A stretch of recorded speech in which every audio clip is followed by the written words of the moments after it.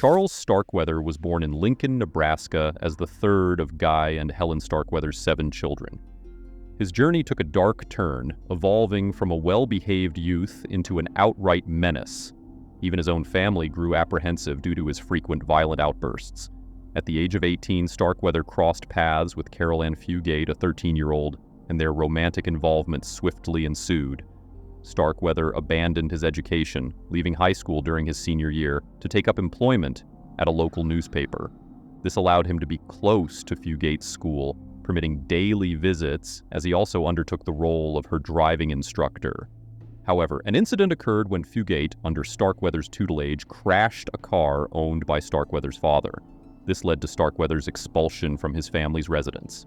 Shortly thereafter, he relinquished his job and adopted the occupation of a garbage collector. During this phase, he harbored the belief that his present circumstances would forever dictate the course of his life. Fueled by an innate compulsion to assert dominance over others and an aversion to anyone appearing superior or more privileged, Starkweather nurtured a personal philosophy in which he viewed all deceased individuals as equals, sharing the same level of existence. On November 30th, 1957, Starkweather committed his initial murder. His first attempt to buy a stuffed animal on credit was met with refusal by Robert Colvard, the service station attendant. This rejection greatly frustrated Starkweather. He returned repeatedly throughout the night, attempting to purchase small items, but eventually, he resorted to brandishing a shotgun. Under threat, Colvard was compelled to surrender $100. Subsequently, Starkweather kidnapped Colvard and transported him to a remote location. There, a struggle ensued between the two over the firearm, culminating in Starkweather firing multiple shots at Colvard, ending his life. In 1958, Starkweather commenced his murderous rampage. He visited Fugate's residence where her parents confronted him. Starkweather fatally shot both of them and brutally killed their 2-year-old daughter, Betty Jean, by clubbing her to death.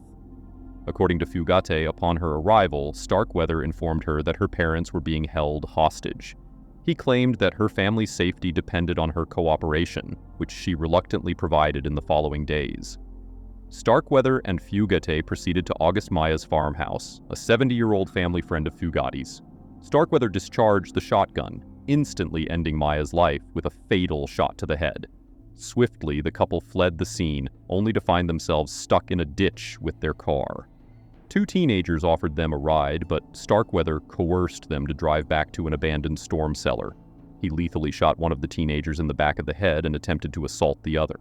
Failing in his attempt, a furious Starkweather fatally shot the young girl. They then departed from the location using the vehicle belonging to the victims they had just murdered. Driving to an affluent neighborhood in Lincoln, they entered the residence of the industrialist Silao Award and his wife, Clara. Within, Starkweather fatally stabbed their maid, Ludmila, and awaited the return of the couple to the house. He also dispatched the family dog by snapping its neck to prevent it from alerting the homie owners. Clara was the first to return home, and Starkweather stabbed her to death. Later that same day, as evening approached, he shot and killed Lauer, who was arriving home. These particular murders incited widespread outrage, prompting a manhunt to apprehend the culprits. Numerous sightings of Starkweather and Fugate soon surfaced. Their fortune took a turn for the worse when Starkweather killed his 11th victim in an attempt to steal his vehicle, as their own had been identified and thus compromised. However, there was an unfamiliar feature in this particular car, a parking brake, which was a completely new concept to Starkweather. The car stalled because the brakes hadn't been released, leading a passing motorist to stop and offer assistance. Starkweather pointed a rifle at him, initiating a confrontation that drew the attention of Sheriff's Deputy William Romer. Starkweather fled, but was unable to evade the police and eventually surrendered. Carol Fugate was convicted as an accomplice and received a life sentence, but she was paroled after serving 17.5 years in prison. In stark contrast, Starkweather met his demise just 17 months after his arrest, executed via the electric chair.